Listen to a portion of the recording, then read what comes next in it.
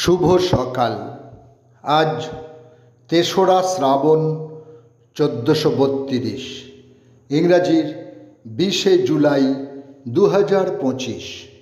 প্রাচীন গ্রিক রাজ্য ম্যাসিডনের রাজা আলেকজান্ডারের আজ জন্মদিন। ২০শে জুলাই ৩৫৬ খ্রিস্টপূর্বাব্দতে ম্যাসিডনের পেল্লাতে তাঁর জন্ম হয়। ১৬ বছর বয়স পর্যন্ত তিনি অ্যারিস্টটলের কাছে শিক্ষা লাভ করেন। সুদর্শন তরুণ সম্রাটের চোখে সারা পৃথিবী জয়ের স্বপ্ন তখন। পৃথিবীর সর্বশ্রেষ্ঠ শক্তিশালী সেনাবাহিনীর অধিকারী ছিলেন তিনি। সুদূর গ্রিস থেকে একের পর এক রাজ্য জয় করে ইরান, আফগানিস্তান হয়ে ভারতের পাঞ্জাবে পৌঁছেছিলেন তিনি। ২০শে জুলাই ১৮৯৭ বাংলাদেশের খুলনা জেলার সেনহাটিতে জন্মগ্রহণ করেন বাঙালি নাটককার ও সাংবাদিক শচীন্দ্রনাথ সেনগুপ্ত। তাঁর রচিত ঐতিহাসিক ও রাজনৈতিক নাটকের মূল প্রতিপাদ্য বিষয় দেশাত্মবোধ। তাঁর রচিত উল্লেখযোগ্য নাটকগুলি হল গৈরিক পতাকা, ধাত্রীপান্না, রক্তকমল, ঝড়ের রাত, সবার ওপরে মানুষ সত্য ইত্যাদি। ২০শে জুলাই ১৯০২ বিহারের গিরিডিতে জন্মগ্রহণ করেন বাঙালি কবি ও শিশু সাহিত্যিক সুনির্মল বসু। পিতা পশুপতি বসু, আদি নিবাস বিক্রমপুরের মালখাননগর। ছড়া, কবিতা, গল্প, কাহিনী, উপন্যাস, ভ্রমণ কাহিনী, রূপকথা, কৌতুক নাট্য এবং শিশু কিশোরদের উপযোগী বিভিন্ন রচনায় তিনি ছিলেন সিদ্ধহস্ত। তাঁর জনপ্রিয়তার কেন্দ্রে ছিল ছন্দের চমৎকারিত্ব। নিউজিল্যান্ডের একজন পর্বতারোহী ও অভিযাত্রী ছিলেন এডমন্ড হিলারি। ২৯শে মে ১৯৫৩ ব্রিটিশ অভিযাত্রী দলের অংশ হিসেবে নেপালি পর্বতারোহী শেরপা তেনজিং নোরগের সঙ্গে এভারেস্ট পর্বতশৃঙ্গ তিনি আরোহণ করেছিলেন। আজ হিলারির জন্মদিন। ২০শে জুলাই ১৯১৯ নিউজিল্যান্ডের অকল্যান্ডে তিনি জন্মগ্রহণ করেন। ২০শে জুলাই ১৯৫০ উত্তরপ্রদেশের বারবাঁকিতে এক সম্ভ্রান্ত ইসলাম পরিবারে জন্মগ্রহণ করেন ভারতীয় অভিনেতা নাসিরুদ্দিন শাহ। হিন্দি মূল ধারার চলচ্চিত্র ও আর্ট ফিল্ম দু ধরনের চলচ্চিত্রেই তিনি অন্তত একজন সফল অভিনেতা।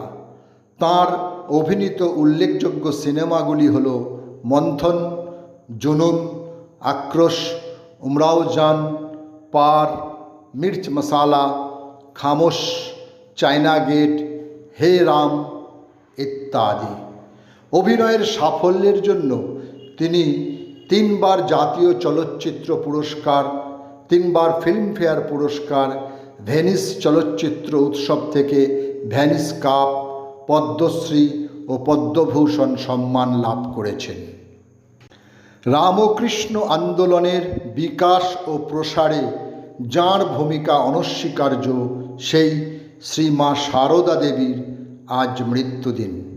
১৯২০ ২০শে জুলাই উদ্বোধনী কার্যালয় ভবন বা মায়ের বাড়ি বলে অতি পরিচিত সেই স্থানেই তিনি ইহলোক ত্যাগ করেন। সামান্য গ্রাম্য নারী জীবন অতিবাহিত করলেও তিনি জীবিতকালে ও পরবর্তীকালে ভক্তদের কাছে মহাশক্তির অবতার রূপে পূজিত হন। বেলুর মঠে গঙ্গার তীরে তাঁর শেষকৃত্য সম্পন্ন হয়। এই স্থানটিতেই গড়ে উঠেছে শ্রী মা সারদার সমাধি মন্দির।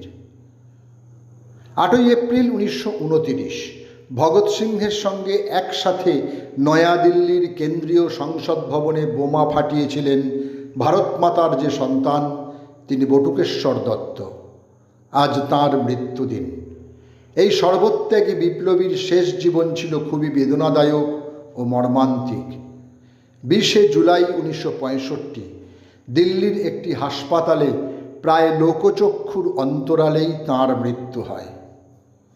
একজন বাঙালি সঙ্গীত শিল্পী ছিলেন গীতা দত্ত। 1950 থেকে 1960 এই দশকে হিন্দি সিনেমার নেপথ্য সঙ্গীত ও বাংলা গান গাওয়ার জন্য তিনি ছিলেন বিখ্যাত শিল্পী।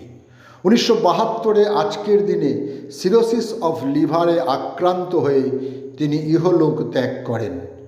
তার গানে আজও হৃদয় আন্দোলিত হয়ে ওঠে, নিশিরাত বাঁকা চাঁদ আকাশে।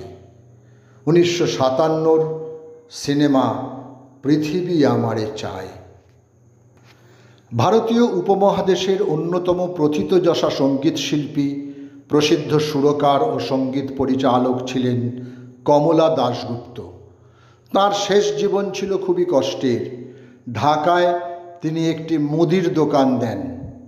20 জুলাই 1974 প্রায় অযত্নে, অবহেলায় ও বিনা চিকিৎসায় ঢাকায় এই গুণী শিল্পীর মৃত্যু হয়। সকলকেই আমার আনত প্রণাম।